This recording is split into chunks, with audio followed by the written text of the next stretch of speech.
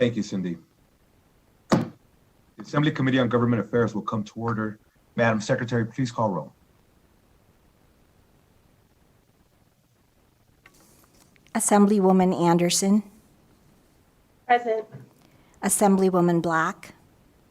Here. Assemblywoman Brown May. Here. Assemblywoman Considine. Present. Assemblywoman Dickman. Here. Assemblywoman Duran. Assemblyman Ellison. Yo, I'm here. Good morning. Good morning. Assemblywoman Martinez. Present. Assemblyman Matthews. Here. Assemblyman MacArthur. Here. Assemblywoman Thomas. Here. Assemblywoman Torres. Here. Chair Flores. Present. Thank you, Madam Secretary. Please mark Assemblywoman Duran as she makes her way back into the meeting. I know she has a commitment this morning in a different committee. Just mark her present when she comes back in. Yes. We do have a quorum.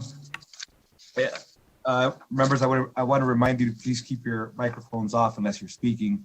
Your camera's on, but if you have an emergency or something comes up, you have to do something, feel comfortable to turn off your camera briefly, do whatever you have to handle.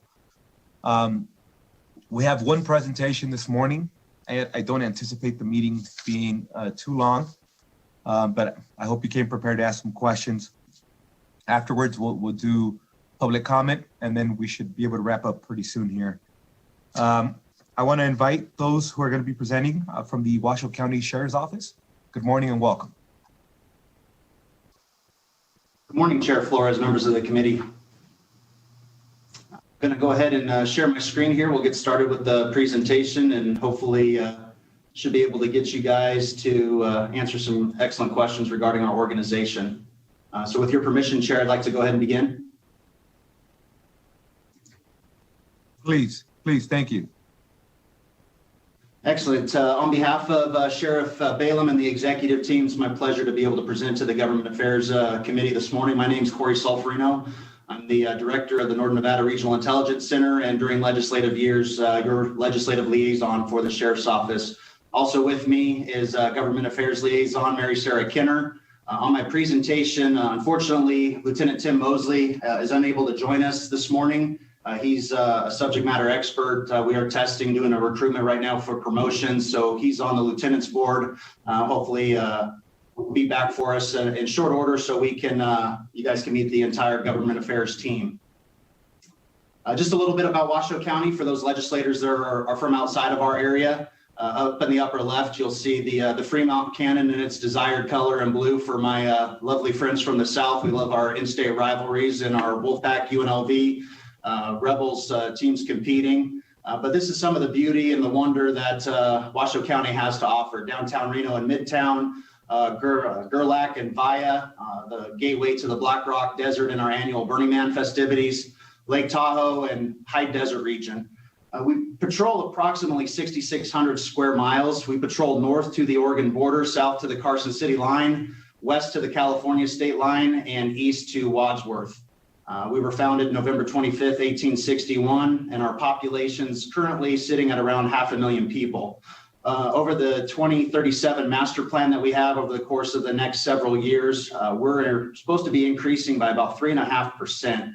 As you guys know, we have the new Tahoe Reno Industrial Center out at USA Parkway that's bringing the likes of Tesla, Panasonic, Tire Rack, large warehouse distribution centers, which is having a very, very positive effect on our economy. It's also taxing our infrastructure and our public safety responses as this town just grows at exponential rates.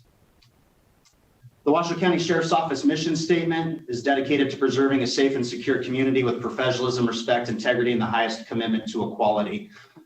You'll see as we go through this presentation that the sheriff has really tried to strive that community effort. On the back of all of our patrol cars, it says commitment to community. We've really done that and exceeded that with our community engagement office, trying to attract different demographics from within Washoe County and what we serve. We currently have an online survey that is been pushed out to the public to see how we are doing in the community, soliciting that feedback so we can make positive change. Our core values: pride, professionalism, respect, integrity, dedication, and equality. In 2020, we had to adapt a little bit, so we kind of adopted our motto, adaptable, compassionate, and resilient. When COVID came, we still came to work. We tried to adhere to strict social distancing guidelines, sanitation, cleaning, but at the end of the day, we still had a job to do. We had an inmate population to protect. We had calls for service to answer and crime reduction strategies that we were trying to implement. So we wanted to ensure that we were available for the public. Those people that could work from home, we did send home. And right now we're trying to get everybody back to work with these new resilient strategies that we've implemented within the Sheriff's Office. So just a little bit about us and what we do is we're responsible for operating the only adult detention facility for pretrial detainees and sentenced misdemeanors within Washoe County. So the cities of Reno and Sparks do not have a jail. We operate the consolidated jail. Our current agency strength of 428 commissioned, 308 civilian, and about 60 intermittent hourly employees provide the services to Washoe County Sheriff's Office. And then we have an additional about 422 dedicated volunteers that volunteer their time to us through search and rescue efforts, our community emergency response team that we activate during special events. We also activate them in times of crisis with flooding, fires, and then our Citizens Homeland Security Council that work in conjunction with our Terrorism Liaison Office and the See Something, Say Something campaign. They're our eyes and ears out on the street. We have an annual operating budget of about $126 million, of which over $5 million is in restricted funding, such as grants and donations that we're able to provide the services to the citizens of Washoe County. Sheriff Darren Balaam is the 27th sheriff elected to serve as sheriff of Washoe County.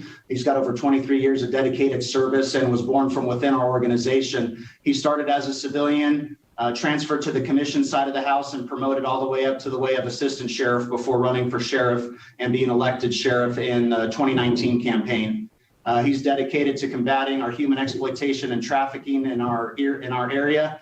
He, along with Chief Soto and Chief Crawforth from the Reno and Sparks Police Departments, created the HEAT team within the Regional Teams Initiative.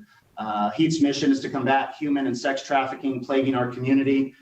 This last session, we've really worked with Assemblywoman Jill Tolles, with Melissa Holland from Awaken, and a lot of our victim advocates out in our community to dedicate full-time resources to taking that victim-centered approach, looking at prostitution from the victim-centered approach and really targeting the Johns and making that effect to ensure that they're no longer harming and trafficking individuals in our community. And we've had tremendous success with that over the interim.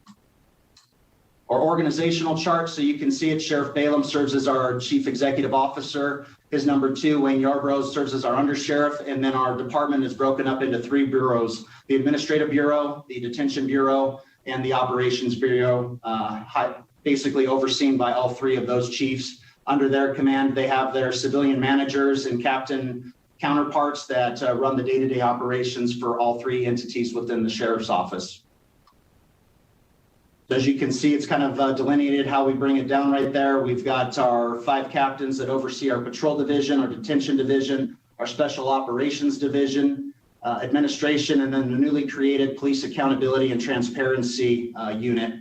We have 15 lieutenants overseeing those different divisions, 45 sergeants, and 358 deputy sheriffs.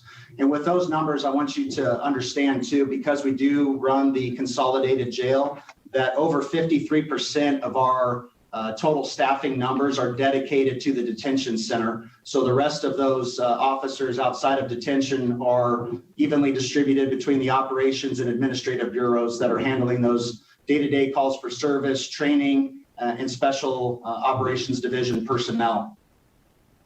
As you can look over the last several years, we've kind of hovered around that 420 to 430 mark as far as our authorized commission staffing levels, working in conjunction with County Manager Brown and the rest of our Washoe County commissioners.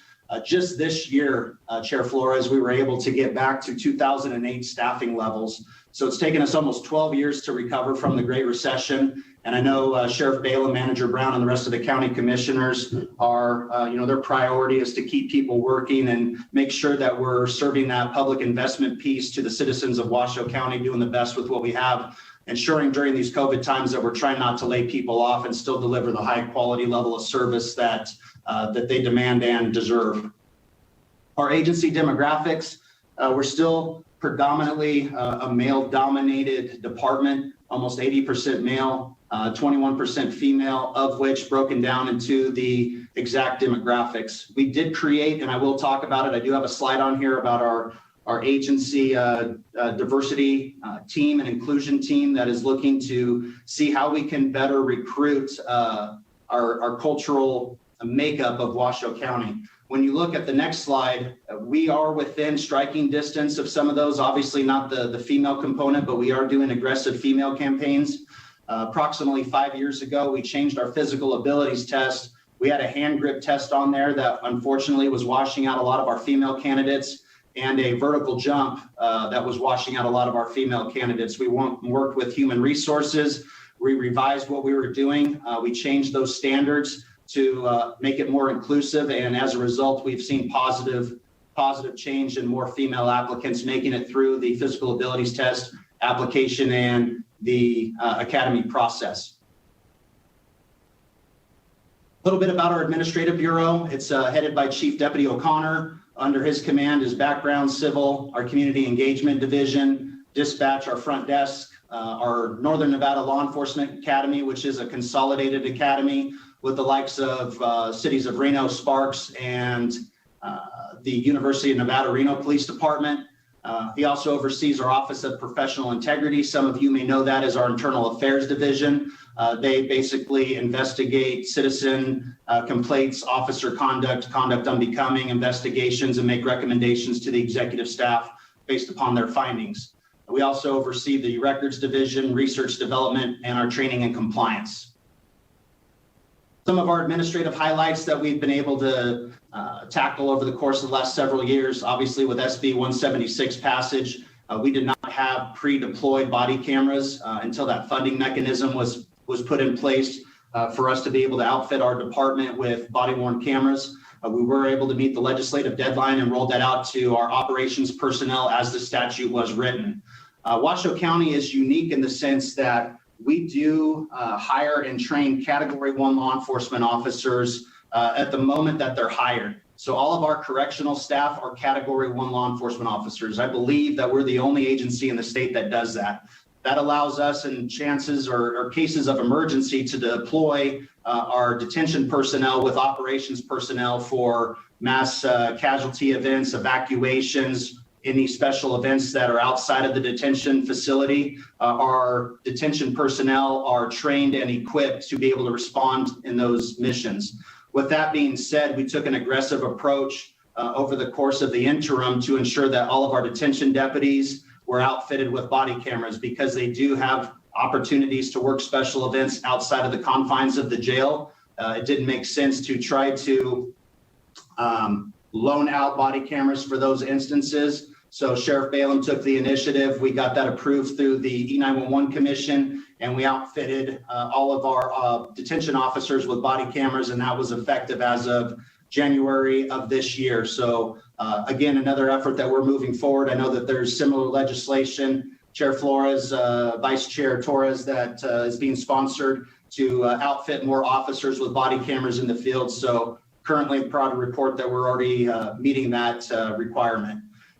Also in 2019, we integrated our Fleet 2 system. That might not be all that important to the legislative body, but it makes it easy for us now to consolidate evidence, to consolidate packages for the district attorney's office, and also for the district attorney's office and public defenders. So what that does is previous to 2019, we had a standalone system, WatchGuard, that conducted our video evidence. So you had body camera footage on one server, you had video footage from the vehicle on another server. Now we're all under the same server, and those videos are integrated and matched up via Bluetooth. so you can see what the officer's seeing as he's driving, responding, or she's responding to the call for service. And then once they get out of that call, the body camera obviously is activated, and it shows you that seamless transition to give a more accurate, detailed picture of what's occurring. And then one of the other things that we're trying to do to be proactive is by 2023, we had our representatives here from Axon, our vendor, to see what we can do to integrate our interview rooms with their same technology. So now we can take a case from the field all the way through the investigatory process to our investigative interview rooms and complete that as one single piece of evidence for ease of dissemination. Some of our administrative highlights with CCWs during COVID to meet the governor's mandate and social distancing guidelines. Unfortunately, we had to shut down for a little bit of time and weren't able to adhere to some of those administrative functions. We've continued to open those events up and make people have appointments to come on site to get permits and processing done. Just some of our numbers from last year.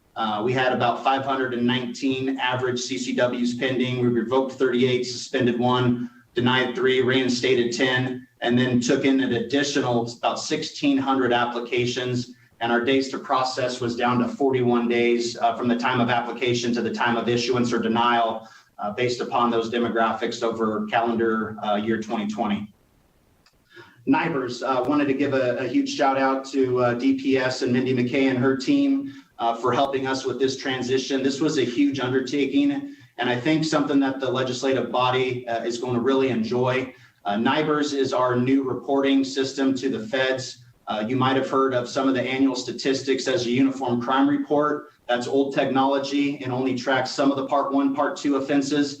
What NIBRS does is it's our national incident-based reporting system. It captures more demographics, more victim information, more offender information, more charges information. So one of those things that I do want to make clear to this legislative body is that it's going to look in some instances like crime is spiking, because now we are currently tracking crimes that we weren't at a federal level previous to. A lot of those were grouped and or not reported. Now all of these cases are reported. So for instance, the way that we previously tracked arson, it wasn't tracked. Now we tracked 4 different types of arson. So in Washoe County, we went from 0 in 2019 to 6 cases of arson in 2020, and it looks like we have a huge arson crime now. So 2020 served as our base year, our baseline for that data reporting. And then moving forward, I had the pleasure of presenting to the Sentencing Commission last Friday in front of Justice Hardesty and his team. 2020 is going to serve as that base year for us moving forward so we can get a true and accurate depiction of what's happening with crime in our region, whether it's increasing or decreasing. Major community outreach events, the Sheriff's Office tends to sponsor these huge events. And even during COVID, I'm happy to say that we were able to get these out. Our No Shave campaign has been extended almost 5 months now. So for a $25 monthly fee, we can relax our grooming standards and have officers in uniform with groomed beards, goatees, and obviously mustaches were allowed before. So it allows the sheriff to designate a charity for us to donate the proceeds of those fees to worthwhile local events and services, from the Eddie House to the Susan Komen Foundation to just anyone out in our community that gives us excellent service, helps us out on a daily basis. We like to return that favor. For the non-commissioned staff, they're able to wear jeans, hats, jerseys during football or special event sporting season. So it kind of brings that team environment together and allows us to do positive contributions to our community. Christmas in July, through the help of Honorary Deputies Association and our local associations with the deputy sheriffs and the supervisors, we're able to bring some money together to provide 600 students with backpacks and school supplies. We did this down at our district courthouse in the parking lot and did a drive-through special where we were able to get those students those supplies that they needed for the upcoming school year. And unfortunately, we weren't able to shop with our kids this year during the Shop with the Sheriff campaign. We were able to get about $52,000 donated, and we adopted 105 disadvantaged families from within the Washoe County area. And then our officers and our civilian and commissioned staff went out and shopped for these families on their own, went home, wrapped up the gifts, and then distributed them on an afternoon up at the Regional Training Center through the roundabout, where we were able to, again, practice those social distancing standards using all of the government's recommended procedures for that, and get a little bit of holiday spirit for some disadvantaged families, and provided them with some much essential equipment for the rest of the year moving forward. Our Diversity and Inclusion Committee was formed under the direction of Sheriff Balaam. Their primary focus is recruitment, hiring, and retention. We want to see how we can better reflect the demographics of Washoe County within our department and embrace that diversity component. One of the things that Sheriff Balaam did, and unfortunately right before COVID, is we were having deputies adopt schools in underprivileged areas.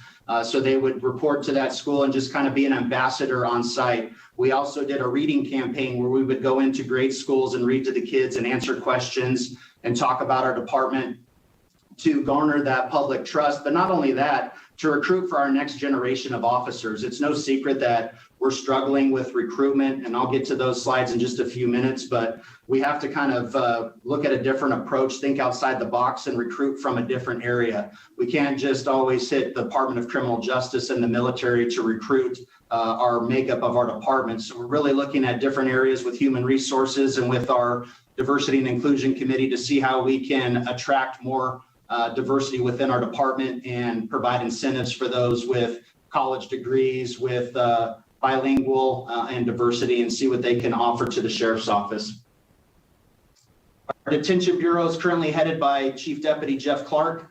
He oversees the Alternatives to Incarceration Unit, the 2nd Judicial District Court Bailiffs, Court Transportation, our Detention Services Unit, which I will be talking about, our Detention Response Team, our Inmate Management Unit, which is our classification unit, for lack of a better term, within the jail.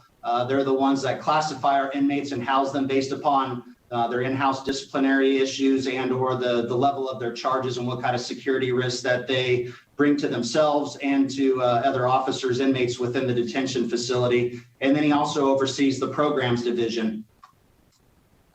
Some of our detention highlights: in April of 2019, Sheriff Balaam stood up our Detention Services Unit.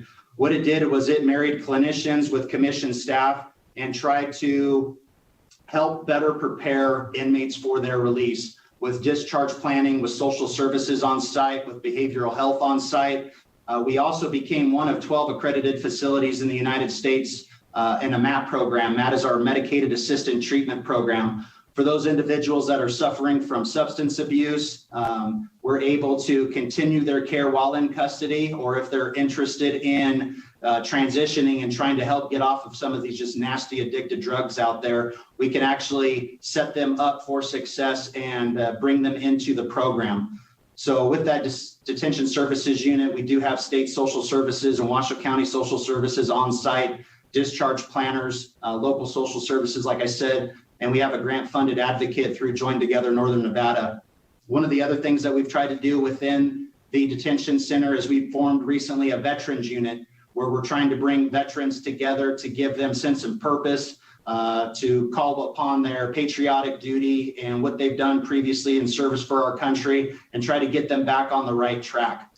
We also have in our programs our Narcotics Anonymous, Alcoholics Anonymous, our life skills, parenting, COD addiction, mental health, anger management. And one of the things I'm excited to report that we're doing right now in beta testing within 3 units is our Inmate Tablets that allow a lot of these programs that unfortunately due to COVID have been scaled back significantly to meet the social distancing guidelines, as we're able to provide those virtually over a tablet. So we hope to get enough tablets that we can issue them to every housing unit within our facility. Right now, we're working towards that goal, and it's been a huge success thus far. Some of our detention stats going back to last year, the year of COVID, down to 920 average daily population. When I presented before this committee before, you will see over the last 4 years, we were on a upward trend of 1123. So COVID and some other demographics and programs that we're working on to get inmates out of custody and back in society has been extremely fruitful. We've been down almost 200 and consistently held that for the last several months. As a result of COVID too, though, with the court system slowing down and trials and appearances bogging down, our average length of stay is up to about 17.15. You'll notice from last year, previous sessions, we were hovering around 14, so that's up by about 3 days. Our bookings are down exponentially. Normally, we're right around the 20,000 annual booking, and we're down to last year about 16,800. Sometimes legislators like to hear about this as what does it cost a day to house an inmate? Roughly gross estimates just for food, clothing, shelters, about 126. But with one of the things that I talked about previously with some of the standards of care, the mental health services, the drug treatment programs that we have at our disposal, some of that standard of care can go up upwards of $500 per inmate per day. One of the things that we did to address COVID and help with the court transportation and making sure that our inmates were receiving timely access to legal counsel and to the courts was we stood up a multiplex system. So we are now able to connect virtually to the 2nd Judicial District Court, the Incline Village Justice Court, both our Reno and Sparks Justice Courts, our Wadsworth Justice Court, Reno Muni, Sparks Muni, federal and tribal courts. We did have 2 initial courtrooms for arraignments. We've upped that to 4, and now we have an additional 8 individual video court stations where our inmates can have access to counsel and to the judicial process on a one-on-one, these privacy pods. For those that may not have multimedia or internet capabilities, we also instituted a privacy pod within our visiting lobby for out-of-custody sentencings where they can come up here and take care of those services on site. Transportation statistics, obviously we were trending towards 6,000 district court appearances over the last several years. That was almost cut in half last year. And total overall transactions for jurisdictional transports were almost up to 40,000 inmates moving from the jail, driving them to Midtown, to the courthouse, and or to Sparks, Reno Justice Courts. It was very, time consuming and just probably wasn't the most efficient or effective process. So if COVID did us any favors, it increased our video capabilities. Unfortunately, I know the legislators are probably getting zoomed out as I am, so I apologize. I'll try to make this brief so we can get to questions. But one of the things that it did help us become more efficient in is access to the courts. So our transportations decreased exponentially, and we hope that we can continue on that path for our inmates to have service to their legal service providers. Our last bureau that I'm going to talk about, our Operations Bureau, is headed by Chief Deputy Greg Herrera. Over his command is some parts of the civil aspects. You'll see that that was mentioned in the administrative side, both the civil component and the commissioned component. We're also in charge of investigations, patrol, our major accident investigation team, Marine 9 that we use for search and rescue operations and patrols of Lake Tahoe, our motors division, our EODs, our explosive ordnance disposal team. It's our consolidated bomb squad. Those guys are very, very important to special events, to sweeps, make sure events and venues are safe. And also during the last presidential election campaign, Nevada obviously was a swing state. So we had back-to-back dignitary visits, and the EOD team is very instrumental in the safe and effective events for those dignitaries from DC. We also operate the extraditions division, our hostage negotiation team, K9, the Northern Nevada Interdiction Task Force, my division, the Northern Nevada Regional Intelligence Center, Raven, which is our regional helicopter assets, the regional gang unit, search and rescue, SWAT, and then the regional teams. Last year, we had approximately 106,000 calls for service between police, EMS, and fire. Dispatch calls for service for our officers were around 20,000 with officer-initiated activity. Traffic stops, subject stops, and or business checks resulted in an additional 42,000 calls for service. One of the things that I did want to highlight really quick with Washoe County, Reno, and Sparks is the sheriff and both Chief Soto and Crawforth understood the advantages of collaboration and working within the regional teams initiative. Too many times you see that criminal offenders don't respect jurisdictional boundaries. we're working cases unbeknownst to our city counterparts, and there's a lot of duplication of efforts. So what we've done under the Regional Teams Initiative is it's under a single unified command, and that commander reports to the executive board, which is Sheriff Balaam and the two chiefs. But under their command are the regional teams. So we have the Intelligence Center, which I oversee. I've got collaborative pieces from the high intensity drug trafficking area, cities of Reno and Spark analysts, both crime analysts and intelligence analysts. And then I also run the bomb squad. So we're able to more effectively and efficiently disseminate that information and work with the gang units, to work with the narcotics units, to work with the crime suppression units, and ensure that they have the best information and bring all those pieces together. So again, like I said, we're not duplicating efforts. We've been in existence now for about a year, and we report quarterly to the executive team. Under that initiative is also, I'm sorry, I forgot to mention, our Internet Crimes Against Children Task Force, which has been married up with our HEAT team and with our sex offender notification team. So I have all those detectives underneath our command to address those crimes that are happening both virtually and in person to our most vulnerable population, our children.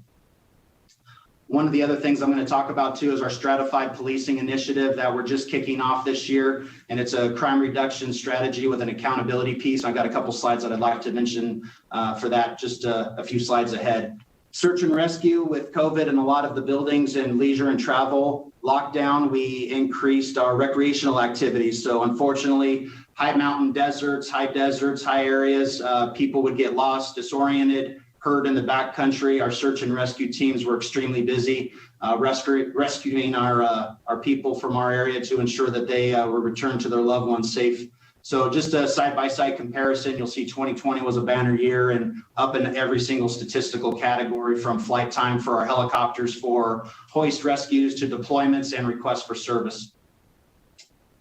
Stratified policing was founded by Dr. Rachel and Roberto Santos. What it is it's an all-inclusive model. So rather than just trying to figure out whether community-oriented policing would be the best strategy for this piece, or place-based or person-based, it assigns accountability and crime patterns to everybody from the sheriff down to the line level officer. Everybody has a piece that they play and is responsible. What it does is it gives our crime analysts the ability to go out and look where our high crime areas are, to identify trends, to identify people that might be involved with those trends, because we know through evidence-based practices, we know empirically through study and research that 80% of our crime is committed by less than 20% of the population. So identifying those offenders more quickly and giving those results essentially to our line officers on patrol, to have them go out to the community, and rather than just take report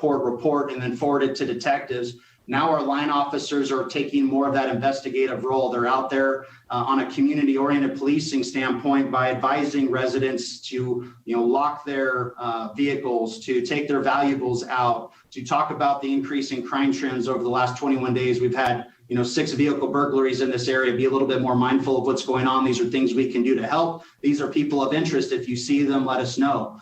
Being ambassadors to those communities and just raising that awareness piece, and working with our PIO and community engagement to hit our Twitter platforms, to hit our Facebook platforms, YouTube, and push that messaging out to people so they're aware of crime that's happening within their areas in which they reside. So that real-time intelligence is critical to directing our patrol resources where they need to spend their accounted for time. Our people are busy going call to call, but there is time for proactive enforcement. So when they're not on a call for service or they're not finishing reports, where can they best be productive and spend their time? Our analysts direct them where to spend that time. This is some of the accountability pieces and some of the things that we're tracking. The sheriff prioritizes what's our significant incidents and how we respond to those. We try to take care of repeat incidents before they become crime patterns. So if we've been out to the same house 8 times over the last 21 days, what's causing those calls for service, and getting collaboration between all the different shifts and teams so they understand what's happening there, so we can prevent a repeat incident from becoming a crime pattern, and so on and so forth. This is kind of what some of our crime analyst bulletins look like. They will push these out to patrol staff, so they'll go over these in their daily briefings. And then each division's got weekly accountability meetings, and then we report to the sheriff quarterly upon our successes. And if things aren't getting resolved, then there's where that accountability piece comes in. Myself as a lieutenant, am I doing my job? You know, is my captain doing his job? Are my sergeants doing working at my direction? And ultimately that follow up with the deputy. So everybody's got a stakeholder position within this and an accountability piece to ensure that we don't just keep getting into that mobilization of crime, catch and release. We're actually doing initiatives to get to the root cause of crime. Our forensic science division, as you guys know, we provide 13 of the 17 counties in Northern Nevada with forensic science services. That's over 80 agencies, all federal, state, and local, and including the Indian colonies. We provide toxicology, controlled substance analysis, DNA, firearms, crime scene processing, latent print comparison, breath alcohol collaboration. And if you guys remember from last session, Assemblyman Roberts mandated working with NIBINS, our national incident base. It's our tracking of shell casings so we can connect more crimes, both in Clark County and in Washoe County. And we've seen huge successes on that and being able to address gun violence and link gun crimes across jurisdictional boundaries. A lot of ours in Northern Nevada has a Bay Area influence. So working with Nick Rick, my counterpart in the Bay Area, which is the Northern California Regional Intelligence Center, and collaborating with those detectives so we can really get a handle on those cross-jurisdictional crimes and across state lines.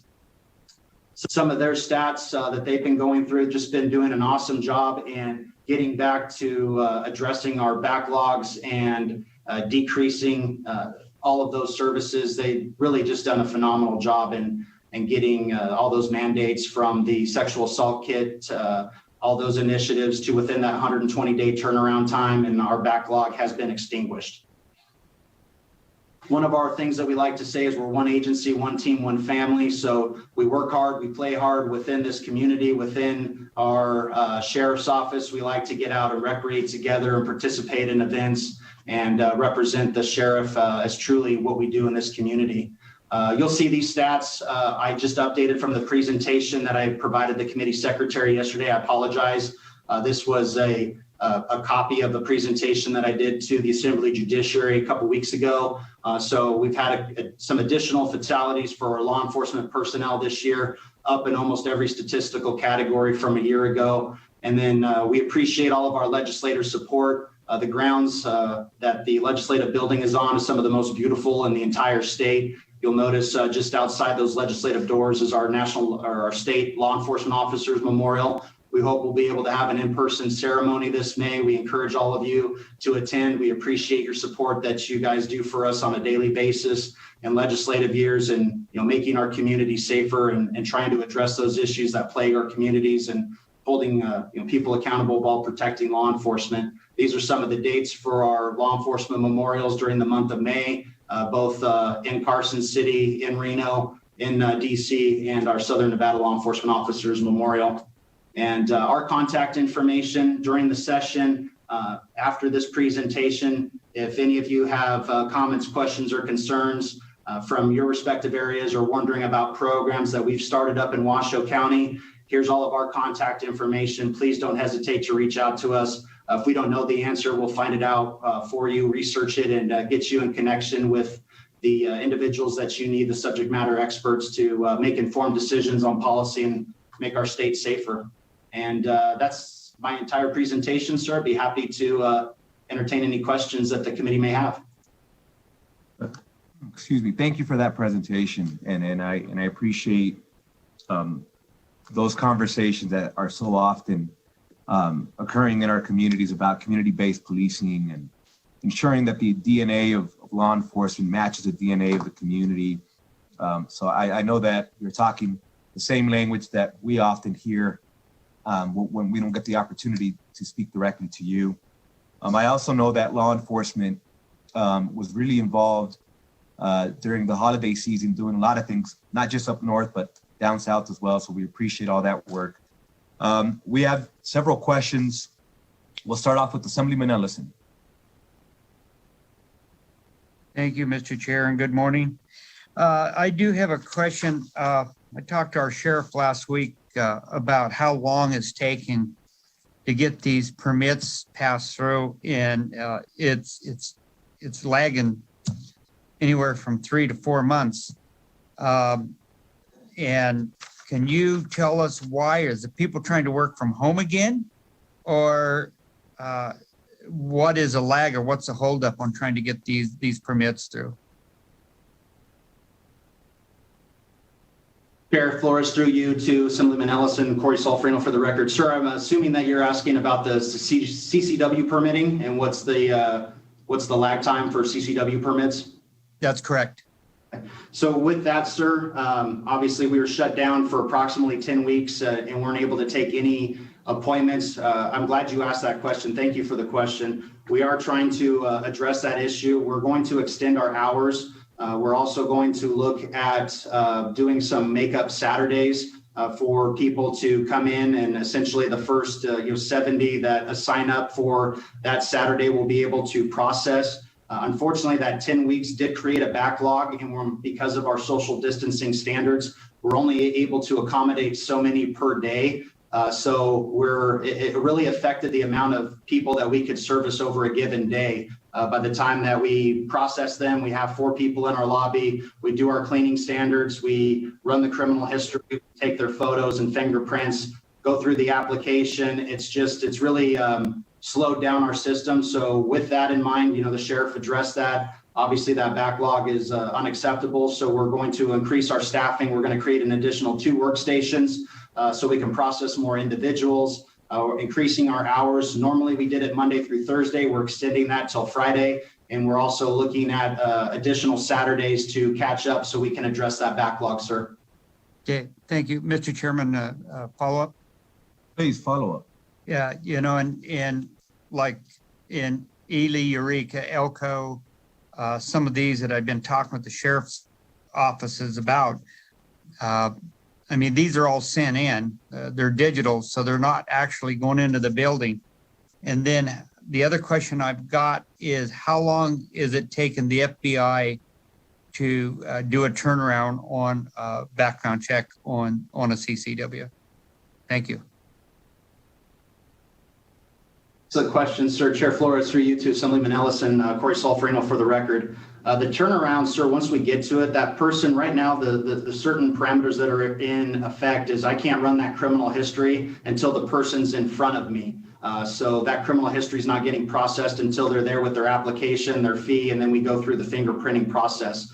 As far as the fingerprints being reported back from the FBI, I will get you a number, sir. I don't know that off of the top of my head. I don't think the delays on the FBI side of the house per se. It's just more or less how many people we can process within a given day. But I will get you those numbers, and I will get with Gina, our CCW coordinator, and see what the average response time back is from the FBI on that, sir.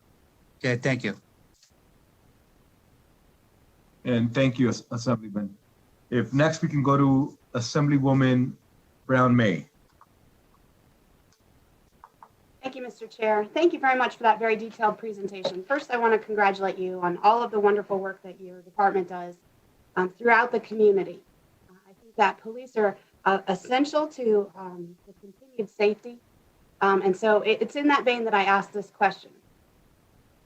Can you tell us a little bit, and I know you talked about this in your presentation, can you tell us a little bit about ongoing training of existing officers?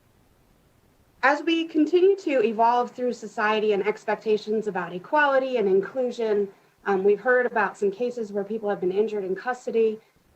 Can you tell us how is your ongoing training for existing officers taking place? Is it in person? Is it online? How many hours are you doing relative to that? If you could just speak to that a little bit, I'd appreciate it. Absolutely.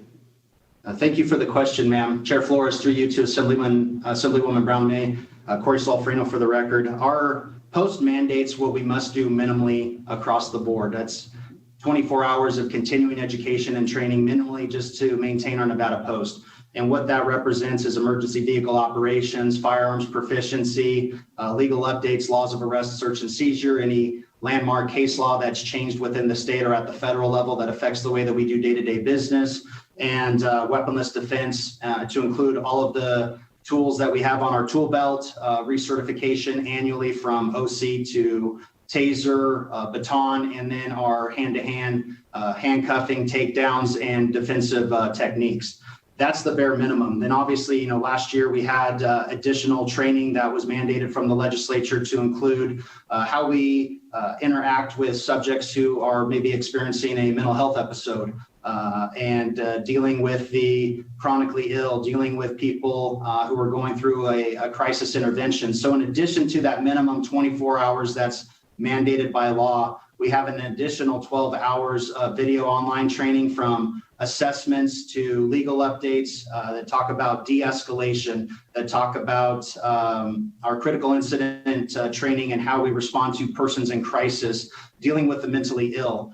Those are online-based training forums. What the sheriff also does too is something that I tried to talk to this body about several years ago when I believe it at the time was Assemblyman, now Senator Orenshaw, presented a constitutional policing bill where we were trying to marry a scenario-based training environment with the constitutional applicability to the officer out in the field.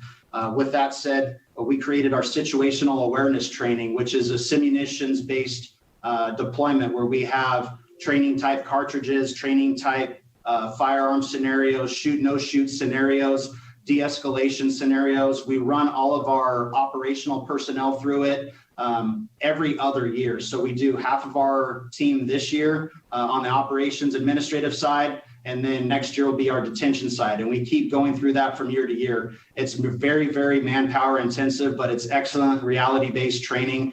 We take best case scenarios and worst case scenarios from across our state and across our region and replay those with role players and safety officers to make sure that the officers get that mental picture, that they create that muscle memory, that they can identify and perform better out in the field. So when they've seen this in a training environment, they can apply that methodology, those tactics out in the field.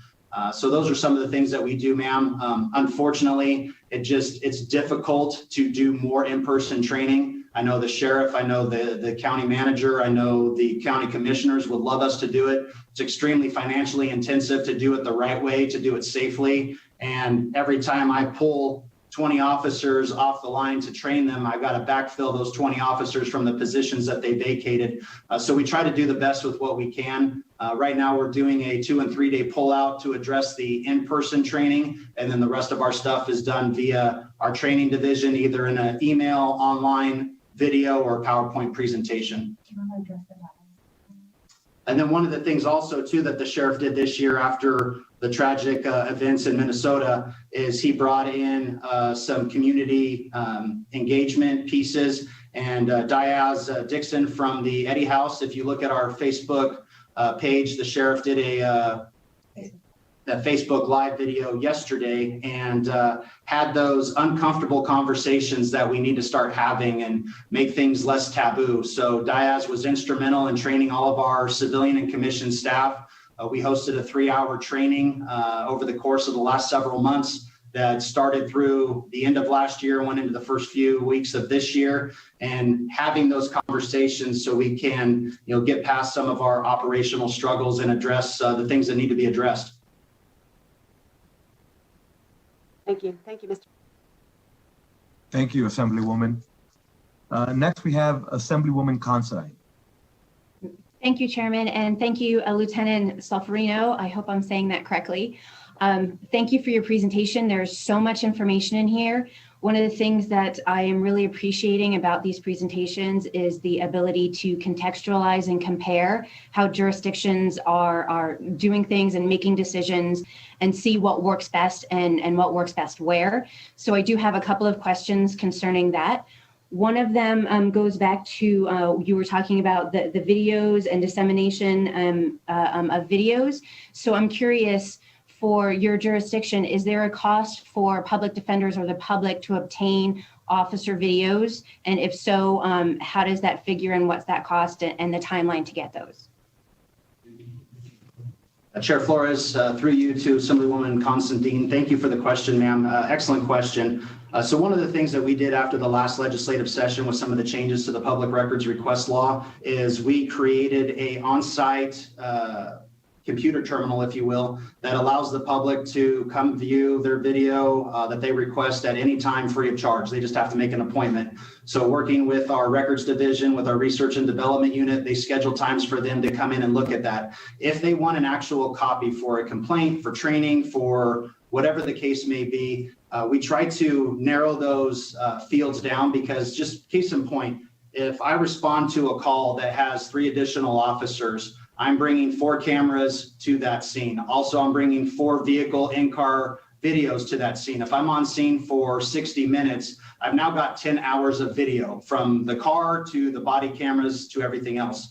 Those fees can be extremely exorbitant, can be extremely high for the public, because what happens is I might capture some of my mobile data terminal information that has proprietary, has social security numbers, date of birth, criminal justice information on there. My research and development agency has to redact that. The rule of thumb is for about every 10 minutes of video, it takes approximately an hour to redact. So we try to minimize the amount of video footage that they need. We just charge them the cost of the thumb drive and the time that it takes to redact that if they need it. We've been extremely efficient in that process. Thus far, the public defenders and the defense attorneys have logins that they're able to log in. And once that case is completed, our patrol division secretaries push out that package that houses that entire case, all the videos, to those entities. They're able to log in and view the video as part of the discovery process. Okay, I think I've got it. So if all of the redaction and everything is done and then it's sent to the DAs and the PDs, if that's already completed, is that the same information that would be available, say, if someone in the public wanted to obtain that information? Would the cost then be the same for the DAs and the PDs and the person in the public, or is that cost go down each time, considering it's the same videos that were redacted once, if I have all that proper?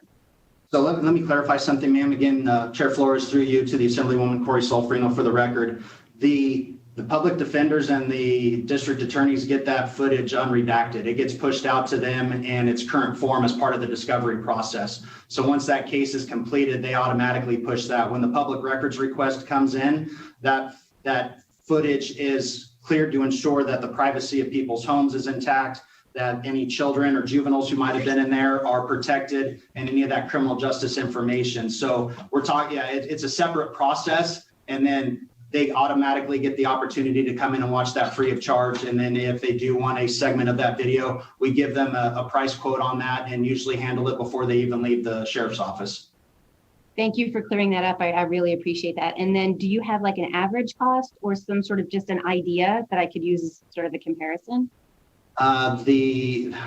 It's roughly $10 for the thumb drive. And then I want to say it's about $30 an hour for how much video that they need. So don't quote me on that, ma'am, but I will get with research and development and get those fees to you. I know the thumb drives are $10 because when I was over research and development, I bought 200 of them. So we would have a surplus as people come in to push that information to. And then obviously we did the in-person viewing for those people who don't have access to multimedia, don't have access to computers and thumb drives, so they could have the opportunity to watch it in person. Thank you. Chairman Flores, if I may ask my second question, or if I can wait until we go through everyone else and then come back and ask that second question. No worries. Please ask. Okay, so kind of along my same thought process lines, Lieutenant, can you go through the practice if your jurisdiction is sending information to ICE, how you're trained or how you separate, let's say, somebody who's a naturalized citizen, a DACA, a TPS. How do you determine what someone is before any of that information, if you are sending it to ICE, gets sent to ICE? Excellent question. Chair Flores, through you to Assemblywoman Corey Solferino for the record. So obviously we collaborate with all of our federal partners as part of our initiatives within our regional teams. We have DEA, HSI, FBI assigned to those. As far as our detention center is concerned, some people get confused as to what the different sheriffs in different jurisdictions do. We don't run a 287G program. We don't really collaborate with ICE. We provide them a workstation. So they have access to the same data that the general public has access to. What happens is when an inmate is booked into custody, you can go on our website and you can see what their charges are. You can see who that person is and a mugshot of that individual. They have that same access to that information. We don't provide them reports or anything like that. Under Sheriff Haley's administration several years ago, we don't hold ICE detainees based upon a hold call. You know, it was like previously common practice. We require, if they've satisfied their local charges and ICE wants them for another type of charge or issue, they have to provide an active warrant for us to hold that person, or that person is released. So that's our collaboration with ICE. They have a workstation, just like if FBI or ATF wanted to interview an inmate in custody, they have that same courtesy extended to them, no more, no less.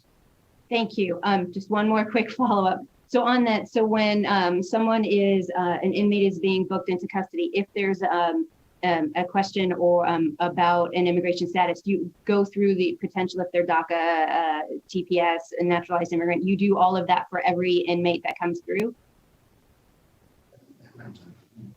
I wanted to, Corey Solferino for the record, Chair Flores, through you to the Assemblywoman. As far as the booking questionnaire and what they asked, I know we worked extensively with Vice Chair Torres during the last session to make sure that we streamline that process as to what we could and couldn't ask. That those questions are asked during the booking. I can get that information to you, get our form, and forward that to you at your request. I haven't been downstairs, unfortunately, my 22-year career. I haven't worked down there officially in about 20 of those years. So people tell me word of mouth as far as how those processes are and the new policies and implementations, but to make sure that I'm speaking correctly to that, let me just conduct some follow-up and I'll get you those questions that are asked. Thank you so much. Thank you for all of your work and your time on this, and thank you for sending me that information. Thank you, Assemblywoman. Next, if we can go to Assemblywoman Thomas. Good morning, Chair, and thank you so much for this opportunity. Thank you, Lieutenant. That was an awesome presentation. I was very impressed. Just a couple of questions that I have, and it's in relation to your minority group that you have in hiring practices, especially women. You were saying that, you know, you had a problem about hiring women, and you sort of kind of rectified that. I want to go a bit further within keeping the women and minorities in your department. Number one, do you have any minorities, including women, that are in the upper echelon of the police department?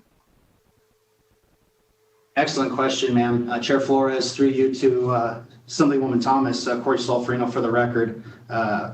We are doing a better job. We haven't done an excellent job of promoting and getting an opportunity for our female deputy sheriffs to promote within the ranks. We have a newfound sense of that as people are getting more diversified into their careers and exposure within the department. So in our upper echelon, unfortunately, at this current point in time, no. Lieutenant Barboza is one of 15 lieutenants. We have, I want to say, 4 females that are currently testing for lieutenant today as sergeants that are hoping to get to those. And then we're having more female deputies test for sergeants. That's in about 3 weeks later down the road. When I promoted to lieutenant, unfortunately, I had to leave my time on the special weapons and tactics team, but you know, it was very unheard of, very taboo for females to be involved in SWAT. And under, at the time, Lieutenant Herrera's direction, later, now he's chief, but we were able to bring our first female onto the team, and she's thrived. And, you know, she's one of our are tactical observer snipers at this current point in time. So as you try to break through the barriers of a predominantly male instituted profession, they're doing an excellent job, but there's always room for improvement. So really trying to go out and develop those hard chargers that want to make a difference. One of the lieutenant's projects, and I'll let the cat out of the bag since they're testing today, that they had to do is, in addition to their application, they were given a project before the assessment center. And their project was to develop a mentorship program from the ground up, and how they would implement that and how we can institute that within our agency to go beyond the academy. We have a mentorship program now for our academy recruits who can reach out to a commissioned law enforcement officer to kind of help them through some of those struggles with family and the academy and studying and all those things. But we stop it there. Why are we stopping it there? It should be continued at every single rank in every single division. So that's some of the things that once we get the feedback from this presentation that Sheriff Balem's looking to implement within the next 6 months, is that mentorship program, so we can identify those rising stars, provide them with the tools and leadership that they need to make it through the promotional process. Unfortunately, a lot of people don't like being put on the spot. They don't like doing the, and I don't want to say doing the work because that's the wrong term, but the stage fright and getting over the apprehensions of public speaking and doing an assessment and being evaluated by your peers. So the more comfortable that we can make them in their everyday routines, to get them to go through those human resource hurdles is something that we're encouraging and we're trying to do. Thank you. And Chair, one more question. Please follow up. Thank you, sir. And Lieutenant, you mentioned diversify or diversity. I was wondering if you have an Office of Diversity within the police department that would deal with sexual harassment and bullying. Great question, ma'am. Chair Flores, through you to the Assemblywoman Corey Solferino for the record. So that would be normally something, ma'am, that would be handled through our Office of Professional Integrity.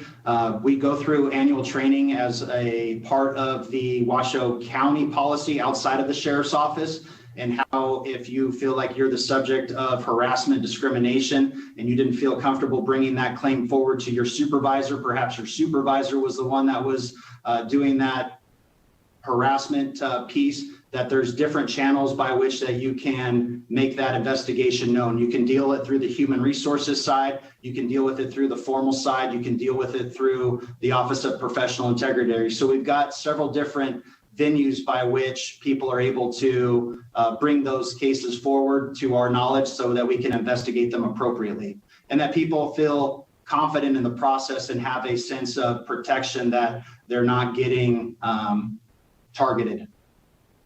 Thank you, Lieutenant. And I really do appreciate your presentation and your candor. Thank you. Thank you, ma'am. Thank you, Assemblywoman. Next, if we can go to Assemblywoman Anderson.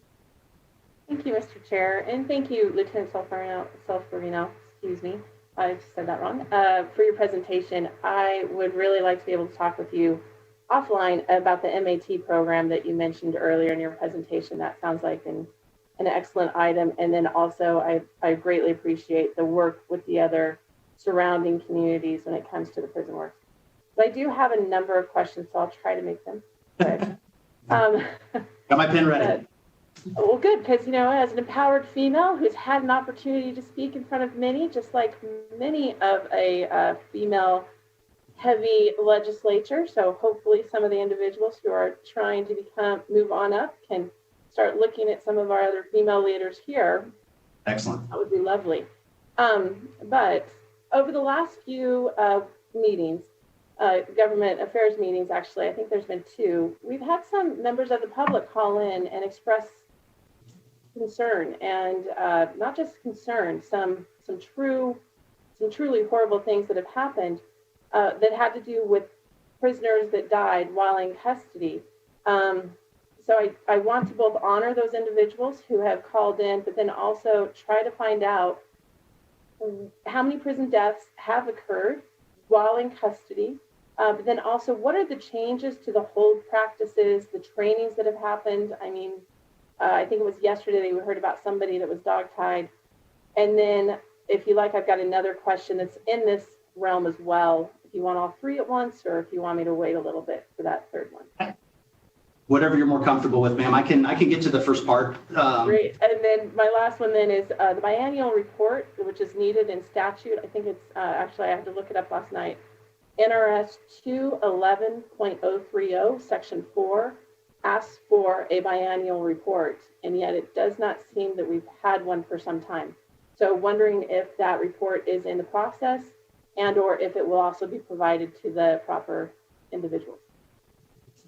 I'll have to look at that specific NRS, ma'am, because I'm not sure what that annual report is. But again, Chair Flores, through you to the Assemblywoman Corey Solferino, for the record, we produce an annual report for the Sheriff's Office that's posted to the public and all to see. If you go to washoesheriff.com, you click under the State of the Sheriff's Office, SOSO.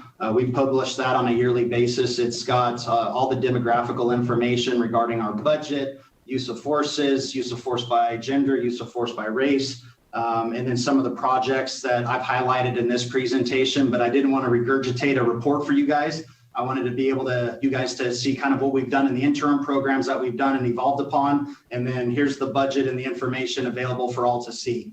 So I will look into that 211.030. I know that we worked with Assemblywoman Benitez Thompson and AB 301 several sessions ago to adjust jail deaths and reporting to the county commissioners in a timely fashion. All I can say regarding those deaths is I was involved in one of them. I'm sure you're going to hear my name brought up. I was the staff sergeant at the time when, unfortunately, Nico Smith lost his life. And I can go through a brief thing of what happened with that. And unfortunately, it was a perfect storm of unfortunate incidents and circumstances. And even when we do everything right by policy and procedure, bad things still happen. So how do we learn from those? How do we not repeat mistakes? How do we move forward and protect our most vulnerable population, you know, those with mental health issues and those with substance abuse issues?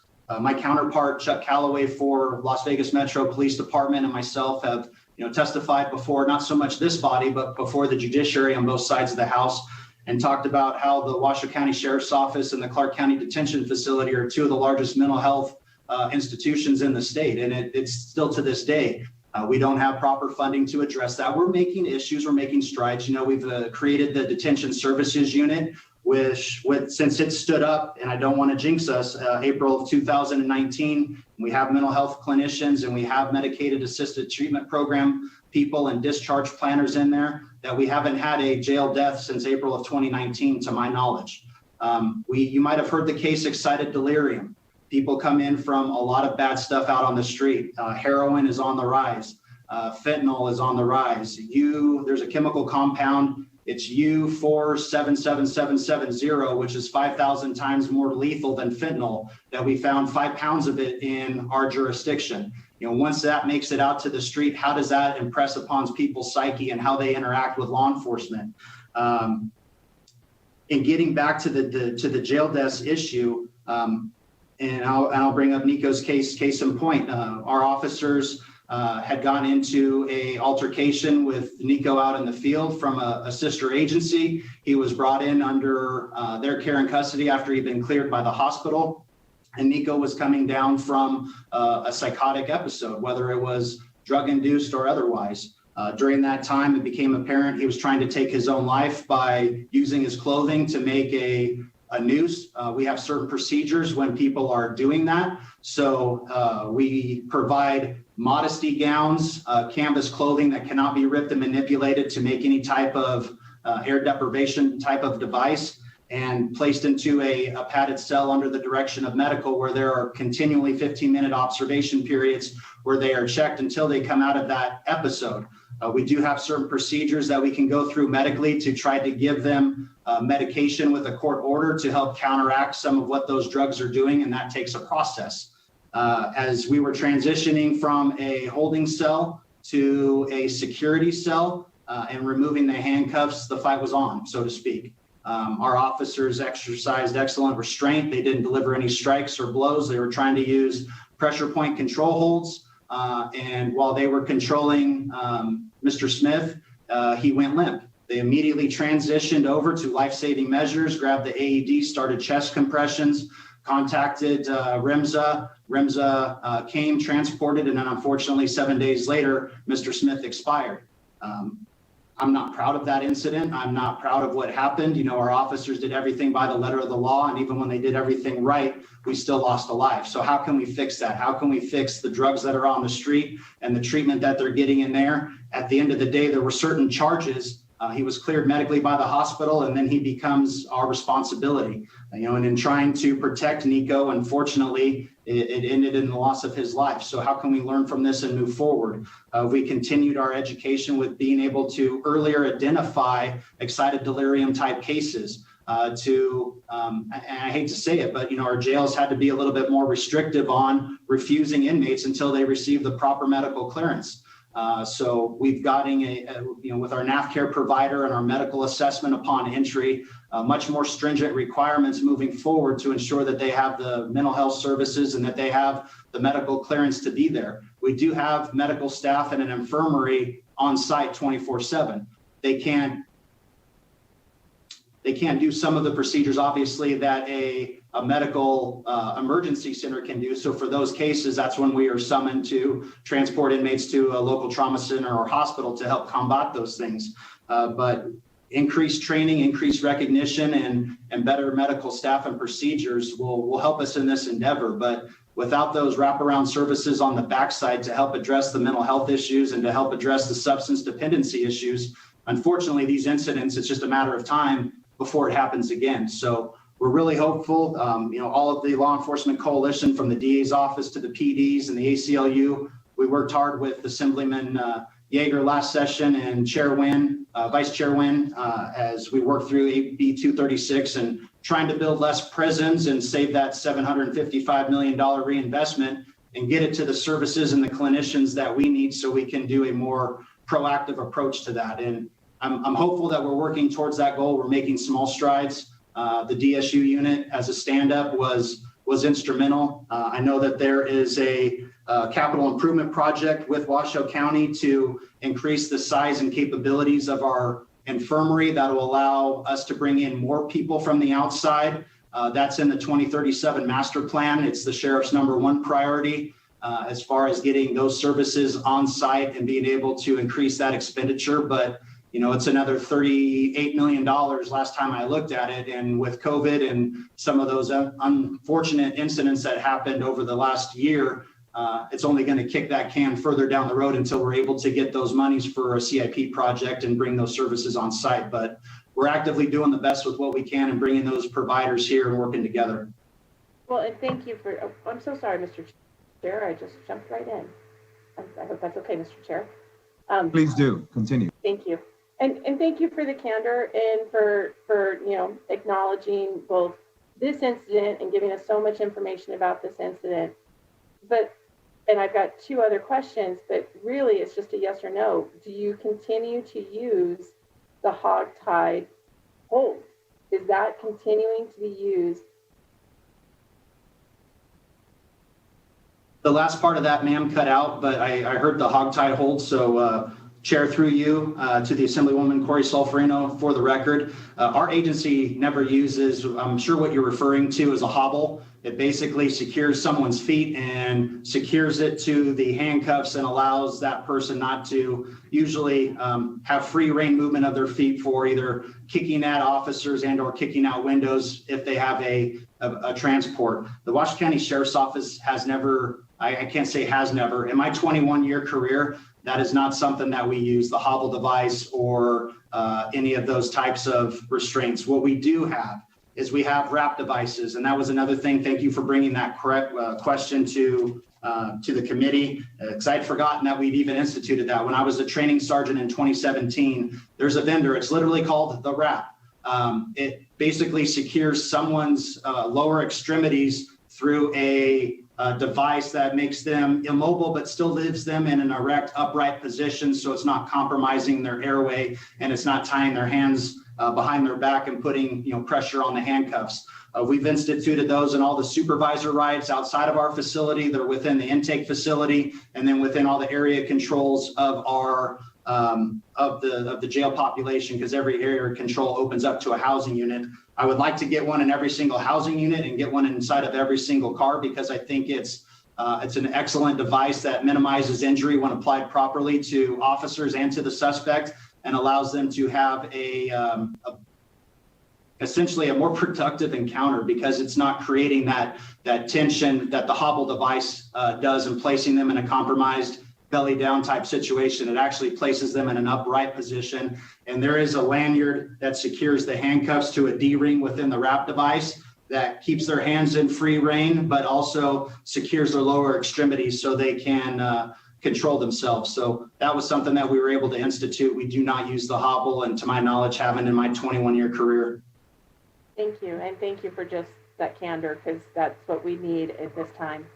My next question is something that actually was on YouTube, so it's important you know this. I do not know if this came from the sheriff's office or not. I just know that it was filmed in Nevada, and looking at the background, it does look like Northern Nevada. It's from an incident. The video actually was released on October 9th, and it's from an incident, it looks like from September 27th. The victim was a Miss Jimenez, and many in the community over the last day or so have actually reached out about this video where a woman is being beaten up. And if you do a little bit more research, you get the picture as well of the bruises on this woman's face. I realize that this might not be Washoe County Sheriff's Office, so it's important to put that out there.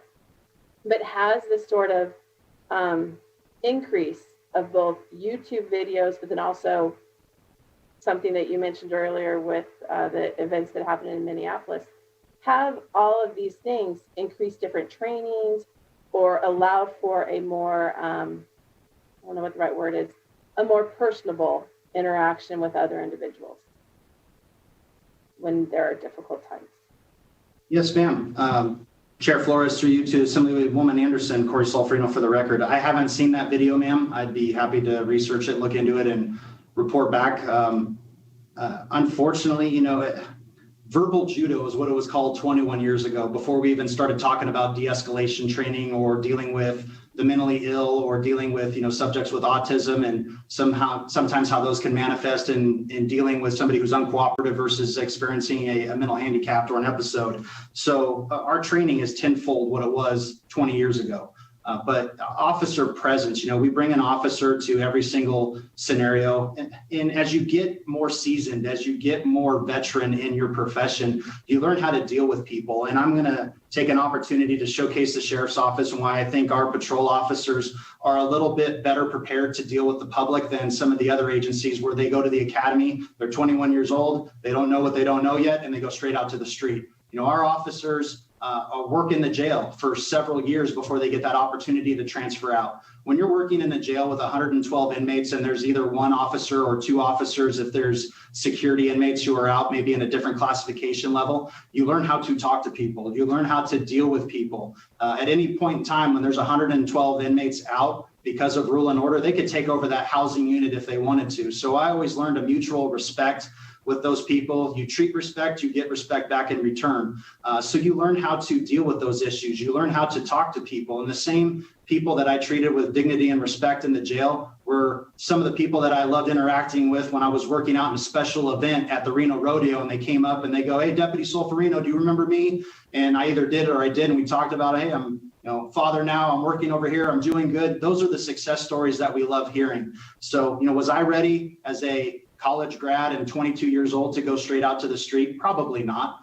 Did I, after a couple years in the jail and a stint in our house arrest community service division, learn how to interact and my role as a law enforcement officer and how to deal with people? I think so. So I think when our officers get out there with a little bit of tenure under their belt, they're a little bit more mature, they make a little bit better decisions, and they have more positive public interactions. Now, that doesn't happen 100% of the time, and we're not always in the right, but I think it's a path on the right direction. I think experience and training is paramount. And unfortunately, when budgets get tight, because 80% of our budgets are salary and benefits and 20% are operational expenses, what's the first thing that gets cut? Is unmandated, unfunded training. So it puts the sheriff's office, it puts the legislature, it puts the county management in tough situations. But a better trained, more well-equipped officer is always the answer. Thank you. And I look forward to continuing our discussion about the importance of mutual respect in our communities and how we can allow for those relationships to continue to grow. amongst everybody. So thank you very much for Chair Flores for giving me so much time. And thank you again, Lieutenant Solferino. Thank you, ma'am. And thank you, Assemblywoman. Next, we have Assemblywoman Martinez. Thank you, Chair Flores. Thank you, Lieutenant, for being here with us this morning. The question that I have is about the recruitment between departments. The one that I'm the most interested in is about Highway Patrol. About recruitment for the Highway Patrol, ma'am, I'm sorry. The question was that recruitment between departments. The one that I was most interested in is the one with Highway Patrol. My understanding is that they're being recruited and left in not very good shape because they're taking their officers. Can you elaborate on that? Absolutely. Excellent question, ma'am. Chair Flores, through you to Assemblywoman Martinez, Corey Solferino for the record. That's unfortunately a thing that always happens, you know, is we see the best and brightest at other agencies and we want to work, we want them to work for us. So benefits packages, diversification, as far as job diversity has huge things to play. So when I was in recruitment and retention for the Sheriff's Office back in 2004 to 2005, when I worked in backgrounds, how did I showcase the Sheriff's Office? How did I want to get officers to come work in the jail? Because most officers, a grit, they want to do the right thing. They want to be out on the public, interacting with the public. They didn't want to start in the jail. So how did I spin that to attract a different demographic? And it's the diversity, the ability to promote, the ability to work in different assignments. I've been in this agency, as you guys have heard, over 22 years, almost 22 years in December, and I've never had the same job for more than 2 years. I have the ability to bring different assignments to the table. I have the ability to transfer different divisions and learn all the different facets of what law enforcement has to offer. So I think for some of those that are looking to leave an organization, whether it's DPS at the state, whether it's the city of Reno or Sparks, obviously benefit packages come into play. Shift schedules is important. The way that our jail works is we're on 12 hours. So it's 4 12s 1 week and 3 12s the next. Some people like that schedule because it gives them more time away to spend with their family. Our operations side, because 12 hours is a long time to be out on patrol, work 10-hour shifts, 4 10s. That's extremely desirable for a lot of people because, again, it gives them 3 days away from the everyday job to be with their family. So I can't say why people are leaving the Highway Patrol, but when you look at contracts and you look at salary rates and you look at competitive wages, I'd start there, and and people are going to go to where there are better benefits packages and more pay. Understood. Thank you very much. Thank you, ma'am. Thank you, Assemblywoman. And lastly, we have Madam Vice Chair. Thank you, Chair, and thank you, Mr. Solferino, for your presentation. I do appreciate it. I appreciate all the work that the Washoe County Sheriff's Department does to keep our communities safe. And so the questions I'm going to ask kind of build off of Assemblywoman Considine's questions earlier this morning. And you talked a little bit about the workstation with ICE, and I know that we've had a conversation about the role in previous sessions. So I just wonder if you could talk a little bit about when we started providing that station within the police department, and if you could describe where in the jail station it's presently located. So is it accessible to the public, or is it somewhere closed off so it's only accessible to ICE and other law enforcement? Yes, ma'am. Chair Flores, through you to Vice Chair Torres, Corey Solferino for the record. That, as far as I know, ma'am, that workstation has been there since 1988, 89, when the jail first opened its doors. It's no different than any other agency, local, federal, state, or otherwise, coming in to interview a subject currently in our custody. It's within the secured portions of the detention center, so it's not accessible to the public. But it is it's afforded for any agency to use while they wanted to interview someone that was within our custody. All right, and follow up if I may, Chair. I'll probably have a couple of questions for clarification. Please continue. Thank you. And so you indicated that this earlier when you were talking to someone Considine, you indicated that the workstation is currently is the information and the resources that they have that's made available is the same resources that are available to the general public. But I imagine if the workstation is only for ICE, because that's my understanding to this point, is that this is a workstation only available to ICE, then it's not something that would be generally available. It's not a resource that would be otherwise available for the public, right? This is a workstation and resources and a location within the office that our state pays for and our county governments are paying for. Those are the resources from our community, correct? So I just want clarification. Is there anything in that workstation that they wouldn't be able to do just out of their own office? Chair Flores, to the Assemblywoman, Corey Solferino for the record, it's our workstation, it's their telephone, it's their computer, so I don't have access to that. It's not a 287G program. It's just the ability for them to have a workspace for them to interact with those people who are in custody that they may wish to interview. As far as the access that they have, there's a search engine. I would assume that they have the ability to go to our Sheriff's Office webpage that allows them to look at all of our inmates currently in custody, just like you could from the general public, but they don't have access to our tech services, our programming, our Tiburon system. They merely have a desk that I guess you could say, yeah, absolutely, the county provides, but they bring in the workstation, they bring in the computer, they bring in the telephone. I'll have to check on the telephone. The telephone might belong to us, but I'm not exactly sure on that, ma'am. It's just an ability for them to have interactions with those inmates currently in custody that they may need to interview for their investigations, absent a local charge. Okay, and I have two questions about that. And so one, I would just request that the committee could receive a list of every single resource that is made available to the ICE agent. So that includes whether or not that's space, how much space, telephone, what that looks like, because even here at the legislature, we pay for our own minutes on the telephone. So I'm wondering if they are doing the same or if that's not the case. Additionally, I would request that you provide any information that about like whether or not how they're indicating like what the purpose of the questions regarding citizenship or their place of birth is for.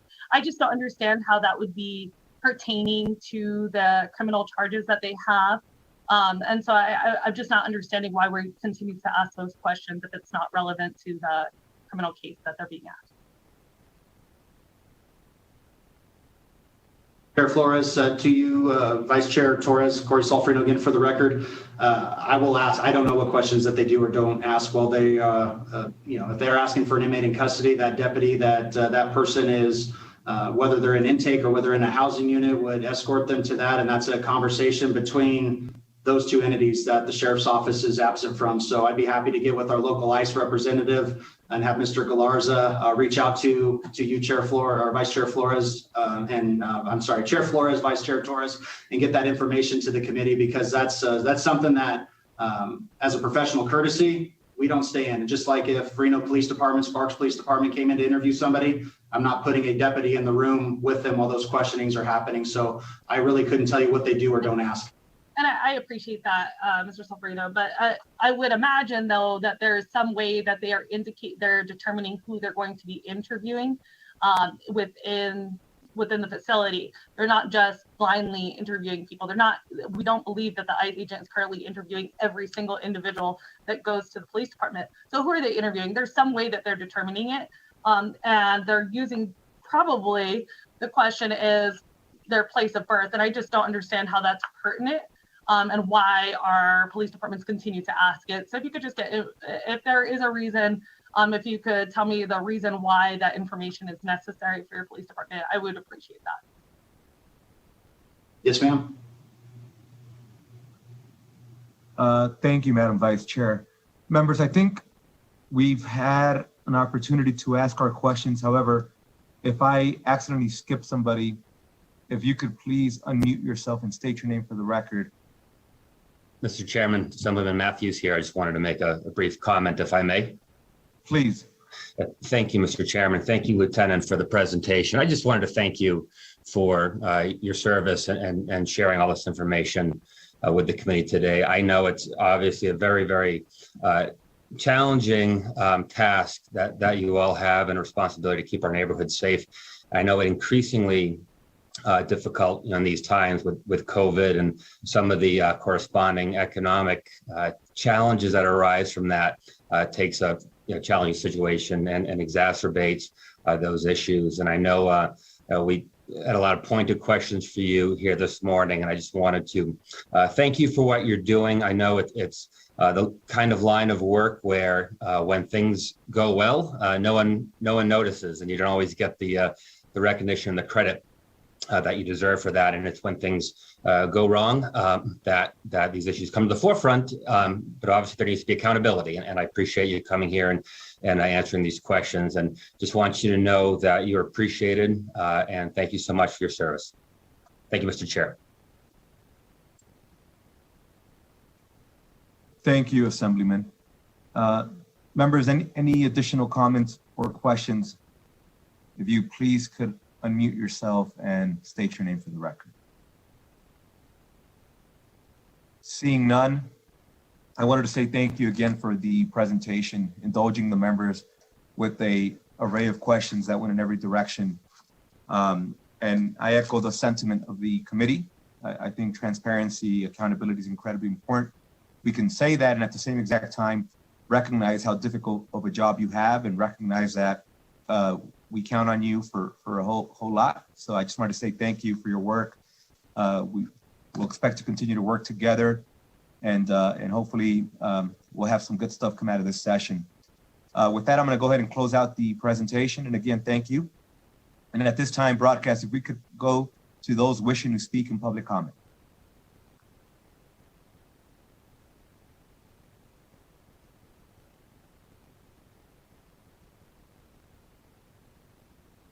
To take your place in the public comment queue, please press *9 now.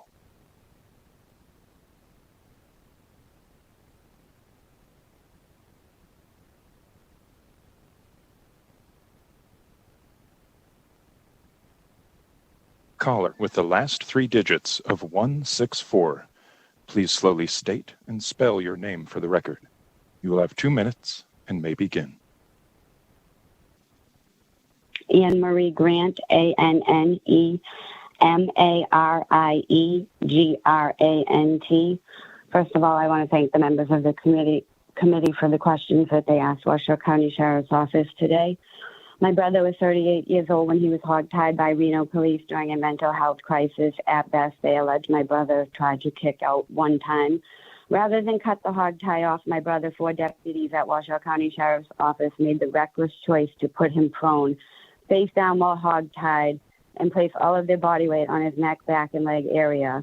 The wrap device that was talked about today is not a good replacement for the hog tie. Multiple men have died in the wrap at county jails, to include Roy Nelson Jr., which cost the city of Hayward, California, $1 million. His family would rather their loved one back, I can assure you of that. 23-year-old DeJuan Armstrong was killed in Alameda County Jail in the wrap. Jesus Cruz Jimenez was killed in the wrap, and the list goes on. The jail is the biggest mental health facility. Think about that statement. That is a huge problem. It was frightening and makes my heart sink and me physically sick to hear the words, "It's only a matter of time," come out of Sergeant Solferino's mouth. It's time to acknowledge that putting community members that are in a clear mental health crisis face down in the prone position is deadly. No acknowledgement that the prone restraint and the full weight of the deputies on Nico Smith, Justin Thompson, and my brother Thomas Purdy was the determining factor in whether they lived or died that day. In fact, the Washoe County Medical Examiner stated in her report, my brother, had it not been for the full weight and the physical force used against my brother, he would in fact be alive today. I have no doubt that the same tactics of prone restraint in knees in the neck and back are still widely used. I met a community member in 2019 at an event in Reno I helped organize yearly for the loved ones in Washoe County who have lost a loved one to police. A grown man was in absolute tears, traumatized years later from what luckily he survived. Prone restraint and deputies on his back and neck. My brother and Nico and Justin were not so lucky. Thank you. Have a good day. And thank you, ma'am. And again, we apologize to hear the saddening news of your loss of your brother. Members, excuse me, broadcaster, we could please go to the next caller. Chair, the public line is open and working, but there are no more callers at this time. Understood. Thank you. We'll go ahead and close out public comment. And members, I want to remind you that tomorrow we'll be starting at 9 a.m. and we'll be hearing Assembly Bill 100 and Assembly Bill 139. We'll take them in that same order. Please give yourself an opportunity to become familiar with those bills, ask questions ahead of time should you need to have anything clarified, but obviously just come prepared for questions and we'll vet the bills. Members, any closing remarks? Seeing none, this meeting's adjourned.